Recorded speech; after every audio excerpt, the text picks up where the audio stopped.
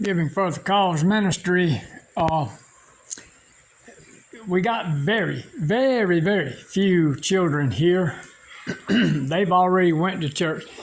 I like to catch everybody going to church, but I missed it today. We have a small number because of several reasons. One, it's the weather.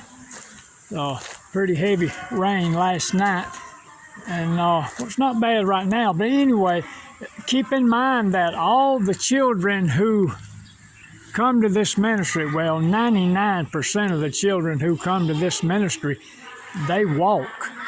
And they walk a good little ways, probably 2-3 miles to get here. And I'm going to end this one and start another one later. Giving for the Cause ministry.